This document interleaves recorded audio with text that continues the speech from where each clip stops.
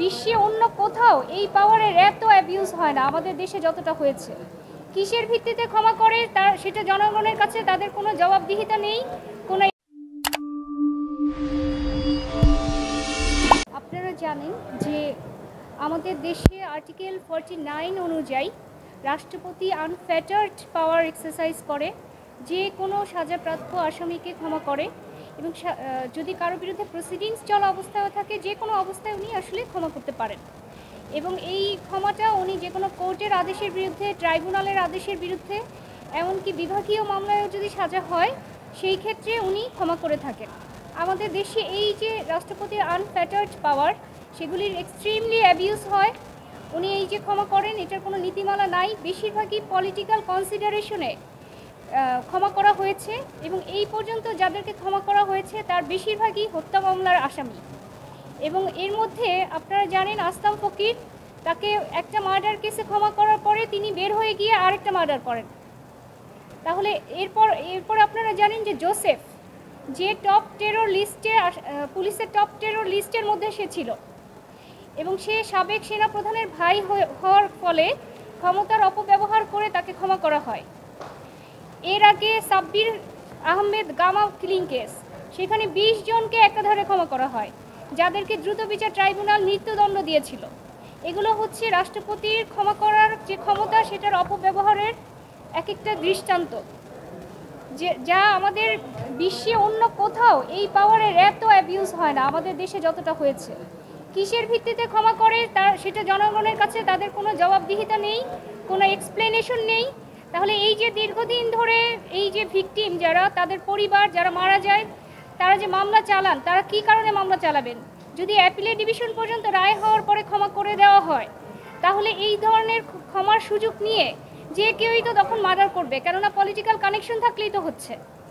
তা এই বিষয়টাকে, এই যে ক্ষমতার অপব্যবহার, কোনো ধরনের নীতিমালা নেই, এই বিষয়টাকে চ্যালেঞ্জ করে আমি বিগত 20 জানুয়ারি হাইকোর্টে রিট ফাইল করি এবং রিট ফাইল করার পরে আজ এই রিটের চূড়ান্ত শুনানি হয়। এই রিটে মোট 6 জনকে বিবাদী করা হয়েছে। এর মধ্যে cabinet secretary, ministry of home অ্যাফেয়ার্সের 2 জন সেক্রেটারি, মিনিস্ট্রি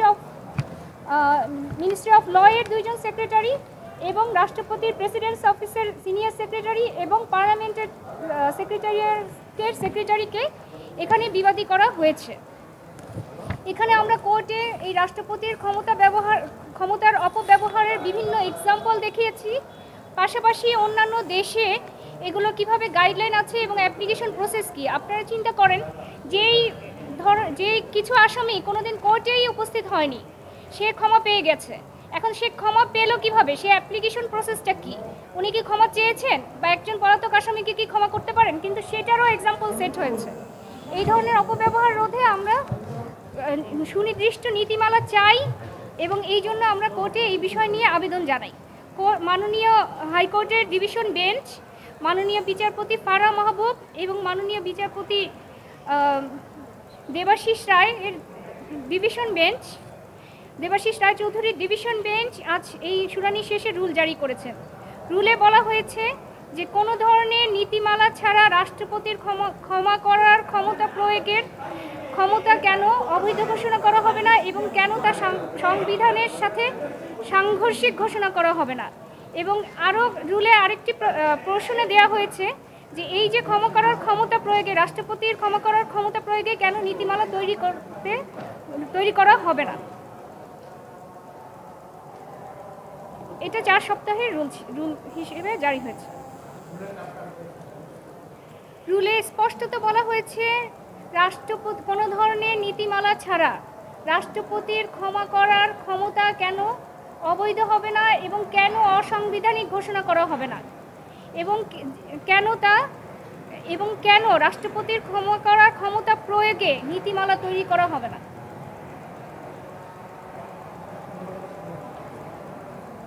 49 অনুচ্ছেদ অনুসারে 4 সপ্তাহের রুল দিয়েছেন। মোট 6 জনকে বিবাদী করা হয়েছে। এর মধ্যে ক্যাবিনেট সেক্রেটারি, ল মিনিস্ট্রির 2 সচিব, মিনিস্ট্রি অফ হোম অ্যাফেয়ার্সের 2 জন সচিব এবং রাষ্ট্রপতির অফিসের সিনিয়র সেক্রেটারি এবং পার্লামেন্টারি অ্যাফেয়ার্সের সিনিয়র সেক্রেটারি।